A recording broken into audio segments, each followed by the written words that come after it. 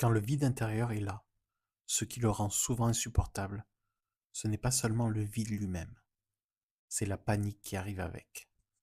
Cette montée intérieure, ce sentiment d'urgence, comme s'il fallait absolument faire quelque chose. Maintenant, le corps s'agite, les pensées s'emballent, et très vite, le vide devient une menace.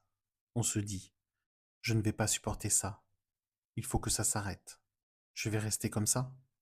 Mais ce qui est important de comprendre, c'est que le vide en lui-même n'est pas dangereux.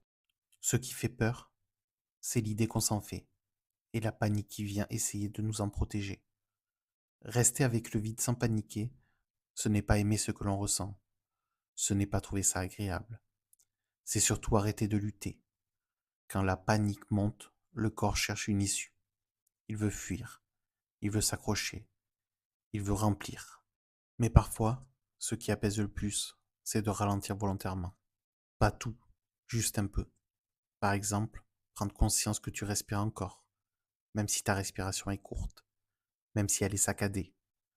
Sentir que ton corps est là, que tu es assis, ou allongé, ou debout. Rester avec le vide, c'est aussi te rappeler que ce que tu ressens est un état, pas une vérité définitive. La panique te fait croire que ce moment-là va durer pour toujours, mais ce n'est pas ce qui va se passer en réalité. Souvent, quand on arrête de lutter contre le vide, la panique baisse d'elle-même. Pas d'un coup, pas magiquement, mais suffisamment pour que le vide devienne moins écrasant. Et parfois, derrière cette panique, il y a autre chose. Une peur plus ancienne, plus profonde, moins visible. La peur d'être seul, la peur de perdre l'autre, la peur de ne plus compter pour personne.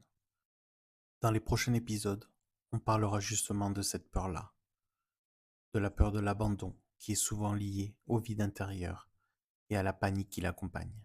Comprendre cette peur, c'est souvent comprendre pourquoi le vide fait si mal. Merci d'être là.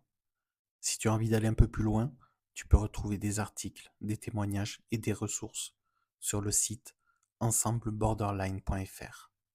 À très bientôt pour le prochain épisode.